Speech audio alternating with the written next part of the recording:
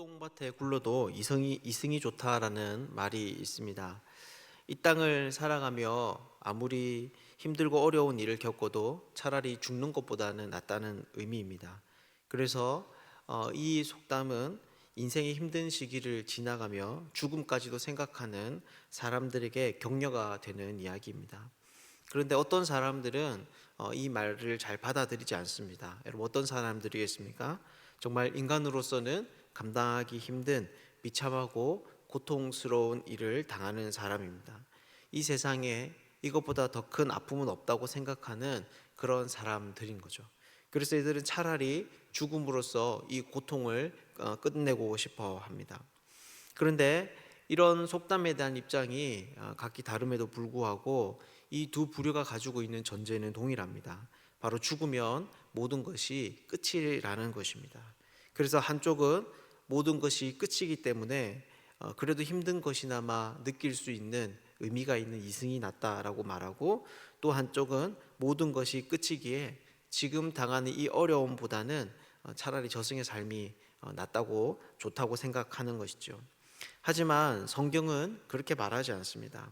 이 세상의 사람들은 한 인생의 죽음을 모든 것의 종말로 받아들이지만 성경은 죽는다고 해서 모든 것이 끝난다라고 말하지 않는 거죠. 죽고 난 이후에도 우리의 삶이 여전히 의미가 있다는 것입니다. 그리고 이런 생각은 이 땅을 살아가는 우리의 삶의 순간 가운데 완전히 다른 방식의 삶을 요구하게 됩니다.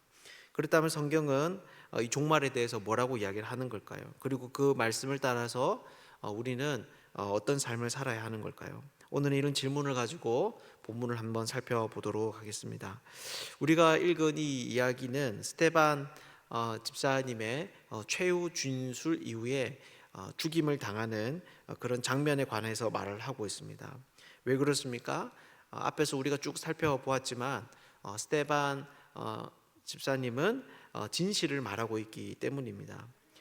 이스라엘이 율법과 성전을 모독했다고 그는 바리새인과 다른 종교 지도자들의 이야기에 반박하면서 자신의 민족이야말로 하나님을 모독한 그런 사람들이다라는 것이죠. 하지만 종교 지도자들은 이런 역사에 드러난 진실을 받아들이지 않습니다. 그래서 57절을 보면 큰 소리를 지르며 귀를 막고 그에게 달려들고 있습니다. 여러분, 이것이 무슨 말이겠습니까? 바로 스데반의 이야기가 신성모독이라고 생각했기 때문입니다. 그는 더욱이 56절을 보면 하늘이 열리고 인자가 하나님 우편에 서신 것을 보노라 라고 이야기를 하고 있는데, 예수님의 존재를 인정하지 않는 이 종교 지도자들의 입장에서는 이 이야기가 참을 수 없는 그런 말인 것이죠. 그래서 그들은 이런 부정한 이야기가 자신의 귀를 더 이상 채우지 못하도록 그 귀를 막고 큰 소리를 내며 달려들고 있는 것입니다. 그리고 끝내 돌로 그를 쳐서 죽입니다. 그래서 이런 스데반의 모습을 보면 죽음을 세상의 끝으로 보는 사람들에게 있어서 정말 비참하게 보여질 수 있습니다.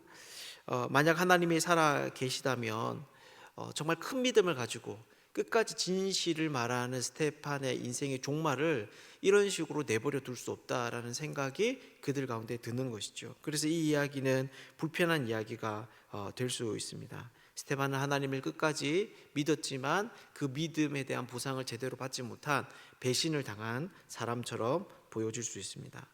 그런데 정작 스데반 본인은 그렇게 생각하고 있지 않습니다. 그는 오히려 그 어느 때보다 성령 충만한 모습을 보여주고 오히려 영광스럽게 받아들이고 있습니다. 우리가 어떻게 그것을 알 수 있습니까? 사람들이 돌로 쳐서 이 스데반 집사님을 죽일 때 그는 이미 자신이 그렇게 전하고 있던 예수님이 하나님 우편에 서 계신 것을 그가 그 죽어가는 과정 가운데 보았기 때문입니다. 또한 60절인데요. 주여 이 죄를 그들에게 돌리지 마옵소서라고 하며 이분은 죽어가고 있습니다. 이 말은 우리가 복음서를 읽어가다가 보면 또 볼 수 있는 구절인데요. 어디에서 볼 수 있냐면 바로 예수님께서 십자가 위에서 죽어가실 때 하셨던 말씀 중에 하나로 우리가 볼 수 있습니다. 즉 스데반은 그 죽는 상황 가운데 돌로 쳐 죽임을 당하는 그 상황 속에서 예수 그리스도의 영광을 보았고, 그래서 그분이 옳은 것을 인정하고 그분을 믿으며 그분과 같은 삶을 살기로 결단하는 그 가운데 이 일을 당하고 있는 것이죠. 그리고 그 다음에 이어지는 이야기는 정말 이런 스테반의 이야기를 따라서 그의 죽음이 복된 것을 이야기해 줍니다. 그는 죽고 난 이후에도 여전히 이 세상 가운데 영향을 끼치는 유의미한 존재로 남겨져 있는 것이죠. 그렇다면 그 다음에 어떤 일이 벌어지고 있습니까? 이 사건으로 인해서 종교 지도자들의 공격이 점점 더 심해지고 있습니다. 초대 교회 안에서 유력한 존재로 알려져 있던 지도자가 죽었으니까 오히려 그들을 더 힘있게 박해하기 시작하는 거죠. 그래서 1절을 보면 그날에 예루살렘에 있는 교회에 큰 박해가 있어 사도 외에는 유다와 사마리아 모든 땅으로 흩어지니라 라고 말하고 있습니다. 즉 이들의 공격의 목표는 단순히 스데반 한 사람이 아니었던 것입니다. 예수를 메시아 그리스도라고 하는 그 모든 잘못된 사상을 뿌리 뽑는 것이 바로 그들의 목적이었던 거죠. 그래서 3절을 보면 사울이 교회를 잔멸할새 각 집에 들어가 남녀를 끌어다가 옥에 넘기니라 라고 말합니다. 그 당시 예루살렘 교회는 가정에서 예배를 드렸습니다. 예루살렘 교회는 사실 전체 집회를 하는 공동체라고 하기보다는 여러 가정 교회들의 모임이라고 할 수 있었던 거죠. 그래서 사울이 각 집에 들어가 그 신앙을 가진 사람들을 옥에 집어넣었다라고 하는 것은 그들을 아예 박멸하기 위한 시도라고 볼 수 있습니다. 스데반을 죽인 이래 어쩌면 옷을 맞는 일로 소극적으로 참여하던 이 청년이 이제는 적극적으로 앞에 나서서 그 일을 감당하고 있는 겁니다. 그래서 예루살렘 교회는 어떻게 됩니까? 사도들이 아니면 도무지 그 성에 머무를 수 없는 지경에 이르게 됩니다. 그래서 많은 사람들이 자신이 살던 그 주거지를 떠나서 각지로 흩어지게 되는 거죠. 그런데 여러분, 여기에는 놀라운 일이 숨겨져 있습니다. 죽으면 다 끝이라고 생각하던 사람들에게, 그래서 영광스럽게 죽어가던 그 스데반을 어리석다고 여길 수 있는 그 사람들의 이해를 완전히 깨뜨려 줄 수 있는 사건이 발생하는 거죠. 그것이 무엇입니까? 4절인데요. 여기를 보면 이렇게 말을 하고 있습니다. 그 흩어진 사람들이 두루 다니며 복음의 말씀을 전할세. 여러분, 이것이 무슨 말입니까? 이렇게 초대교회 안에 유력한 한 인사의 죽음, 그리고 그로 인해서 시작된 교회에 대한 박해는 상상하지도 못한 방식으로 흘러나갔다라는 겁니다. 바로 복음의 또 다른 진보가 이 일을 통해서 일어난 것이죠.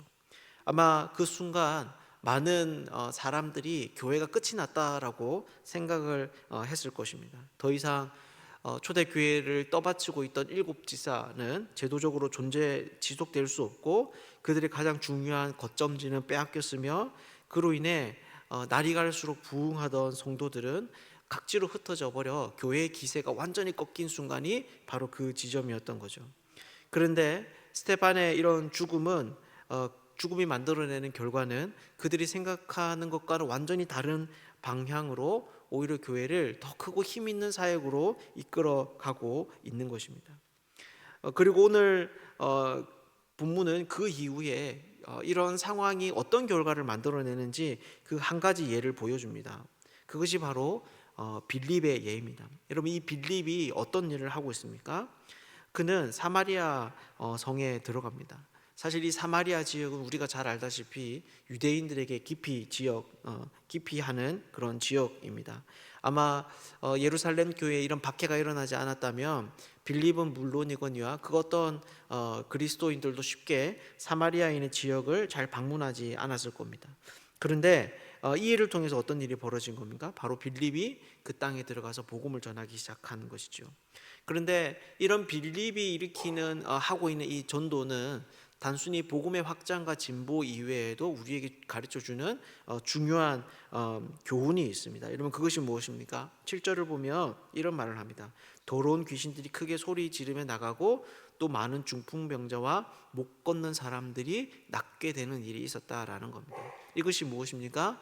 바로 하나님만이 하실 수 있는 그러한 기적입니다. 즉 지금 이 빌립을 통해서 스데반의 죽음 이후로 초대교회 사역의 어떤 위축과 그로 인한 의도치 않은 방향으로 복음이 흩어져 나가서 결국에는 사마리아의 지방까지 오게 되는 이런 모든 일들이 우연히 일어난 것이 아니라 하나님이 인정하시고 하나님이 계획하신 그 큰 그림 안에서 일어나고 있는 일이다라는 것이죠. 여러분, 그렇다면 이것이 결국 우리에게 말해주는 것이 무엇이겠습니까? 인간은, 대부분의 사람들은 자신이 죽으면 모든 것이 끝이 난다고 생각합니다. 모든 것이 무의미해지는 것이죠. 하지만 성경은 그렇지 않다는 것입니다. 성경은 오히려 인간이 죽고 사는 이 모든 것이 하나님의 그 큰 계획 안에 일어나는 일이라는 거죠. 그래서 한 개인의 종말은 세상의 종말이 아니라, 그래서 그 한 개인이 죽는다고 하더라도 여전히 하나님께서는 그 큰 그림 하에 그의 죽음까지도 사용하셔서 자신의 뜻을 성취해 나가고 계신다라는 겁니다. 그래서 우리의 인생의 끝은 코의 호흡이 멈추는 그 순간에 있는 것이 아니라 하나님 앞에 가서 그 판결을 들을 때야 비로소 끝이 나는 것이죠. 우리 인생의 종말은 죽음이 아니라 하나님 앞 그 심판대의 순간이다라는 것입니다. 그래서 이러한 말씀은 우리 자신의 인생을 이전과는 완전히 다른 눈으로 바라보게 합니다. 이전에는 죽으면 사람들은 모든 것이 끝났다고 생각했기 때문에 그 생각에 사로잡혀 있는 사람들은 오직 자기의 생명을 위해서 살아가는 거죠. 왜냐하면 죽으면 모든 것이 끝나기 때문에 그 생명을 살려보려 온갖 힘과 에너지가 거기에 들여지는 것입니다. 그래서 자기를 부인하는 것이 제일 힘든 것입니다. 십자가를 지는 것은 참을 수 없는 일이 되는 거죠. 하지만 하나님의 말씀을 따라서 죽음을 이해하는 사람들은 완전히 다른 태도로 살아갑니다. 바로 하나님의 뜻과 하나님의 계획을 위해서 살아가는 거죠. 나의 인생은 내가 지금 하고 있는 일과 내게 주어진 시간에서 끝나는 것이, 그 의미가 끝나는 것이 아니라 하나님 앞에서 그 의미가 비로소 결정되기 때문에 이 세상 사람들과는 완전히 다른 지향적인 지향점을 가지고 살아가는 것입니다. 사랑하는 여러분, 여러분은 오늘 어떤 삶을 살고 있습니까? 우리는 역사의 주인이 하나님이시라는 말을 많이 합니다. 그런데 그 역사의 주인인 하나님은 역시나 내 생명, 내 삶의 주인이기도 합니다. 우리는 모두 다 그분의 뜻을 따라서, 그분의 계획을 따라서 오기도 하고 가기도 하는, 그래서 하나님의 그 큰 계획 안에서 살아가는 존재인 것이죠. 우리가 온 세상을 다스리시는 이 하나님의 위대하심을 기억할 수 있으면 좋겠습니다. 그래서 우리의 삶이 내 생명이 아니라 하나님의 뜻을 위해서 사는 사람들이 되면 좋겠습니다. 이 자리는 우리 모두가 우리에게 주어진 그 모든 날들 동안 하나님을 위해서 살 줄 알고 다시 그분 앞에 섰을 때 잘했다 충성된 종아라고 칭찬받을 수 있는 복된 사람들 되시기를 주님의 이름으로 축복합니다. 함께 기도하겠습니다.